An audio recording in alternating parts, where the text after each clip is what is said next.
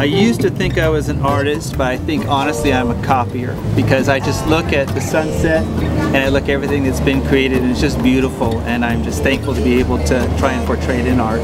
Creating industrial or steampunk crafts, just making stuff from repurposed things. A good example would be I took a plastic garbage can at a very industrial arts coffee shop and I did a steampunk job on it to make it look like a boiler with rivets and steel, all from, you know, I denied the medium. I have a lot of fun doing that. So I'm Debbie Lewis, and I'm a Long Beach watercolor artist, and I came out to do the Huntington Beach Art Walk because I've never been here before. I actually grew up in New York. Okay. Got a little bit of accent left.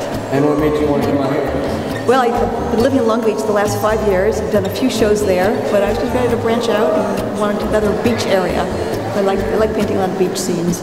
I work almost exclusively in watercolor.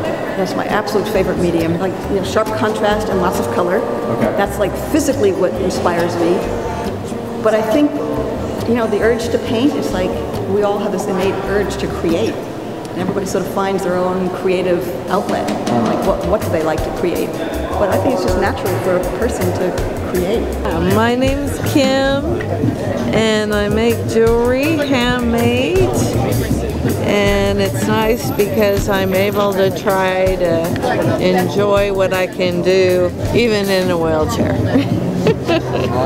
She don't get attracted to my sound. So actually I'm a musician, and I just, like I said, I picked one up, I started painting it. I don't really have anybody that I look at. Sometimes people will call me, ask me if I can do this or this or this. My only thing is I say I try.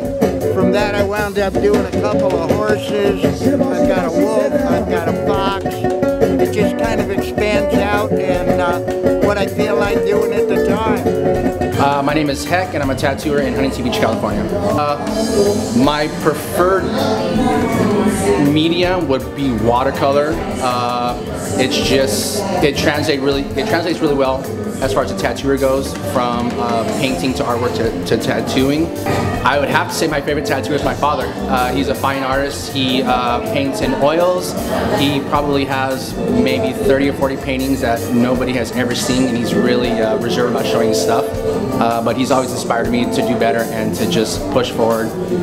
Yeah, he's my biggest hero as far as artwork comes. It's crazy. I'm inspired by all artists, whether tattooer, fine artists, sculptures, animators. I see something in every piece of art that could possibly be translated into a tattoo that makes it a little bit different. I'm always seeking out people who are kind of pushing the envelope, and it's just inspiring. Like Instagram and Facebook are just, there's so many talented people in the world right now that the internet gives you so much to look at and be inspired by that it really keeps people pushing. Once you get a taste of the beach life, you never want to go anywhere else.